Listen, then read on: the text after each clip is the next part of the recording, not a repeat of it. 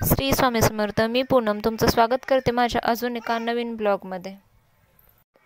सगळे मस्त मजेत आणि आनंदी आहात ना?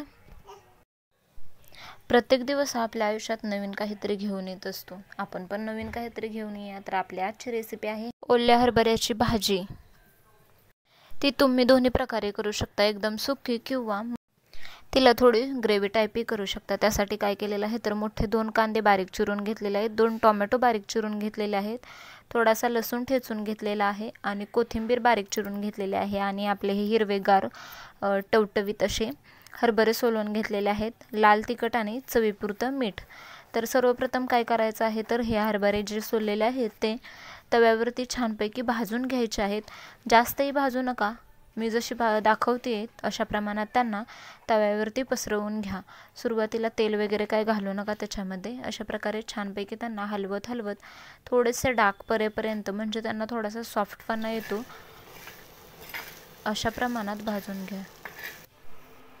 आणि या भाजीसाठी किंवा आमटीसाठी आपण यूज करणार आहे गरम पाणी. गरम पाण्यामुळे तर याला टेस्ट छानच येते. त्यामुळे एका साईडला गरम पाणी करायला ठेवा आणि हरभरे थोड्या वेळाने भाजल्यानंतर त्याच्यामध्ये थोडंसं वरून तेल घाला आणि भाजून घ्या. असंच भाजत ठेवा. तोपर्यंत हे भाजत असताना एका कढईमध्ये मी तेल घेतलेलं आहे आणि त्या तेलामध्ये थोडासा ठेचून घेतलेला लसूण घातलेला आहे आणि लसूण थोडासा असा भाजत आल्यानंतर त्याच्यामध्ये तुम्हाला घालायचा आहे जो आपण बारीक चिरलेला कांदा आहे ना, तो त्याच्यामध्ये भाजून घ्यायचा आहे. कांदा जेवढा, कांद्याचं प्रमाण आणि टोमॅटोचं प्रमाण हे मी जास्त घेतलेलं आहे. एकदम मोठे 2 कांदे बारीक बारीक चिरून घेतलेले आहेत, ते एकदम बारीक चॉप करून घ्यायचे आहेत, कारण ते त्याच्यामध्ये ग्रेव्ही टाईप होतील किंवा कांदा वितळल्यासारखा होईल. अशा प्रमाणात तो मोठा घेऊ नका, तर बारीक चिरून घ्या आणि कांदा छानपैकी त्याच्यात लाल होईपर्यंत भाजून घ्या. डायरेक्ट कच्च्या हरभऱ्यांची आमटी किंवा भाजी करू नका, यामुळे त्याला टेस्ट किंवा वासही हरभऱ्याचा डिफरंट येतो. तुम्ही जेवढे भाजून घ्याल तेवढे त्याला टेस्ट छान येते. कांदे भाजून झाल्यानंतर त्याच्यामध्ये चॉप केलेला टोमॅटो घालून घ्या. टोमॅटो एकदम कांदा छानपैकी भाजत आल्यानंतर त्याच्यामध्ये तो बारीक चिरून घेतलेला टोमॅटो घाला आणि टोमॅटो आणि कांदा दोन्ही छानपैकी मिक्स करून भाजून घ्या.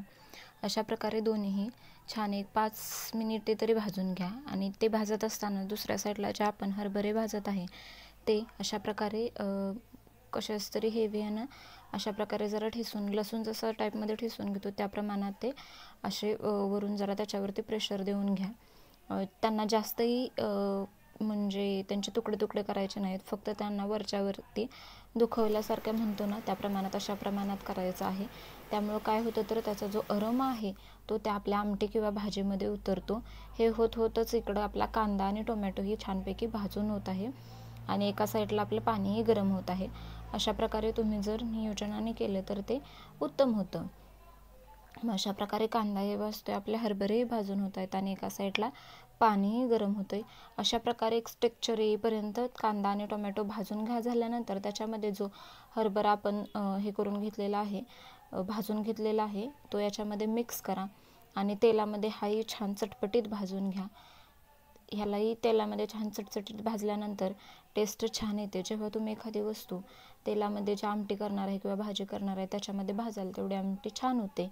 नंतर त्याच्यामध्ये चवीनुसार मीठ, तुम्हाला जेवढं तिखट हवं आहे, स्पायसी हवं असेल, मध्यम हवं असेल, तुमच्या अंदाजानुसार त्याच्यामध्ये तिखट मिक्स करा आणि अशा प्रकारे मीठ, तिखट, कांदा, टोमॅटो अशा प्रकारे सगळं छानपैकी मिक्स करून घ्या. किती छान दिसते बघा आपलं हरभऱ्याचं हे सर्व झालेलं मिश्रण. आणि त्यानंतर तुम्हाला ती आमटी सुकी करायची आहे किंवा पातळ करायची आहे, त्या अंदाजाने तुम्ही त्याच्यामध्ये पाणी मिक्स करून घ्या. ते पाणी जे आपण गरम केलेलं आहे तेच ओतायचं आहे आणि ते पाणी त्याच्यामध्ये ॲड केल्यानंतर त्याच्यावरती थोडीशी कोथिंबीर भुरभुरा.